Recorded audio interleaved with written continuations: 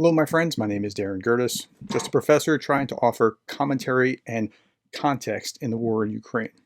So you knew this video had to come. I knew that this question was coming as soon as I saw what happened yesterday. What are your thoughts now that Nikki Haley has turned to the dark side and will vote for Trump? Please comment or take a stand. Okay, let's go back and look at a few things in sequence. So first, this was Michael McFaul saying, what happened to Nikki Haley? Where did she go? Let's listen to what she had to say back on February 20th. Of course, many of the same politicians who now publicly embrace Trump privately dread him. They know what a disaster he's been and will continue to be for our party. They're just too afraid to say it out loud. Okay, so in the primary season, she's saying that. Does she really mean that, or has she changed her tune, or what's going on? So let's look at what was said yesterday at the Hudson Institute, and this is the clip that everybody is seeing. Now, I watched the whole thing. It was a good speech, and then I watched the Q&A after, but this is the only part that people saw. Let's listen to it. You have about the Republican Party, and I couldn't help but think of two names when I heard you deliver that speech, Joe Biden and Donald Trump. So on these issues, these national security critical issues that you've described today, who do you think would do a better job in the White House, Joe Biden or Donald Trump?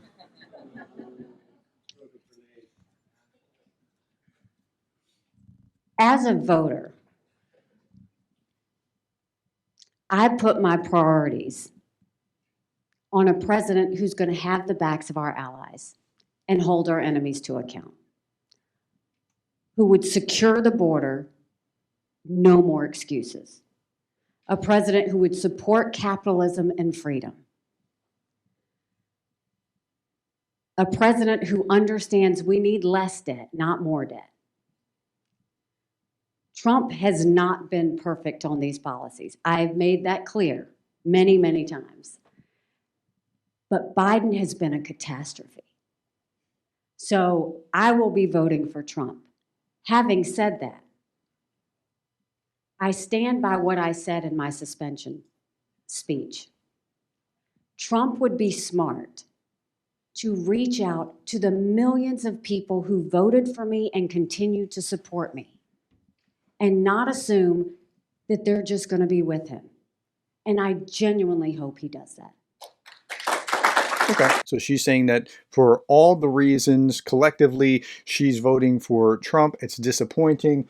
I was saying just last week that Nikki Haley, I think, is going to have a really good election in November. Even if she's not on the ballot, a lot of people will write her in. I'm not as sure that as many are going to write her in. What I mean by that was this. Republican presidential primary in Oregon, the results. This was just a few days ago on the 21st. 92% voted for Trump. That means that 8% in the Republican primary, Republicans voted against him. On the 14th, I think it was, the West Virginia Republican 14th, 9.4% voted for Haley. Also on the 14th, on the Nebraska, 17.8% voted for Haley. Same day in Maryland, 20% voted for Haley. There's a good fifth or sixth of the Republican population that is not with Trump. That's enough to, if they just stay home, to spoil that if it's in the right states. Now, of course, that has to be in the right states, but Trump has not really meaningfully reached out. And look to see who his vice presidential pick is. Is it somebody that is hawkish like a Haley, or is it somebody who's MAGA, like a Christine Nome? And that'll tell you a lot about the direction that he's planning to go. Okay, let's look at this as well. We started with this. What are your thoughts now that Nikki Haley has turned to the dark side and will vote for Trump? I replied, this is deeply disappointing. I'll talk about it in my 3 big stories, and then I thought, this deserves its own video. Let's talk about it here. Like many Republicans, Haley's thinking, I don't particularly like Trump, but the Democrats are far worse. That's what she articulated. So that's what she made as her decision. I said, I'm not voting for Trump. I also said I'm not voting for Biden. And I know some of you are going to say, well, wait a minute, you have to vote for Biden or you really don't care or some equivalent of that. Please don't do that to anyone. That's a really arrogant thing to say. You must believe or see exactly as I do, or you're wrong. Good people can have differences in conscience. I can't vote for this guy, and I really can't vote for this guy. And okay, now I know some people in foreign countries will say, yes, but your vote will be, no, you got to understand the way the system works in the United States. I live in a state where they're going to vote for Trump regardless of what happens. And all those delegates, if they get 50% plus one vote, all those delegates go to the winner. So unless 300,000 some odd others turn, it won't make a dime's worth of difference. So in other states, in about 6 battleground states, this would make a difference, and I'd have a very different problem set, but it won't happen here. Now, for those of you who say, well, you just don't care about Ukraine if you don't vote for Biden. Okay, so let's try a thought experiment. Let's say all of your political values are on the left side of the political spectrum, and you just line up with everything on there, except that Donald Trump is championing Ukraine, and he's the one that's going to supply Ukraine and care for Ukraine and get the weapons, the ATACMS systems, and all that there. Are you voting for Trump? Now, I'm asking that. I know it's a jarring thing, but that's kind of like what it feels for me. I'm going to lose either way in this election. There is no winning scenario for me. And as I say here in my About page, I'm a conservative without a candidate to vote for in November. That's just the reality. So now if that thought experiment where you would have to vote for him because he's the only one that supports Ukraine and you lose all your other political values, if that is jolting to you, yeah, just imagine how it is for me. At the end of the day, we all have to listen to our own consciences. Okay, last thing I want to show you is this. Nikki Haley's actual speech didn't even get any press.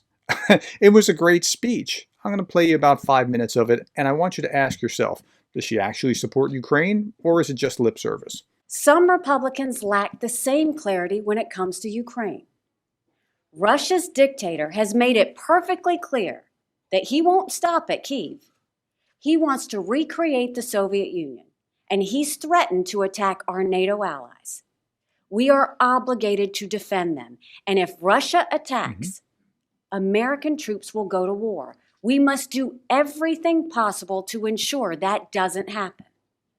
Our goal should always be the prevention of war through strength and moral clarity. Saving our soldiers demands we stand with Ukraine and against Russia. And if we're going to stop a war in the Pacific, we have to win the war in Europe. No one is watching Ukraine more closely than China. No one is watching Israel more closely either. If we throw in the towel, China will assume it can invade Taiwan with impunity. China is waiting to see if America is stupid enough to throw away the Middle East, Europe, and the Asia Pacific all at the same time. But China isn't just waiting. President Xi is actively coordinating with Iran and Russia. China props up the Iranian economy so it can keep sowing chaos in the Middle East. China props up the Russian military to help destabilize Europe. Xi Jinping will keep supporting our enemies because it undermines America. A fourth-grade bully gets it. So now that you heard Nikki, what do you think? Is she really still supporting Ukraine, or because she's planning to pull the lever for Donald Trump, is she somehow invalidated, or is it somewhere in between? Tell me what you think about that in the comments below. Thank you for your time. Thank you for the likes, the shares, the subscribes, and thank you for being the kind of person that cares about Ukraine.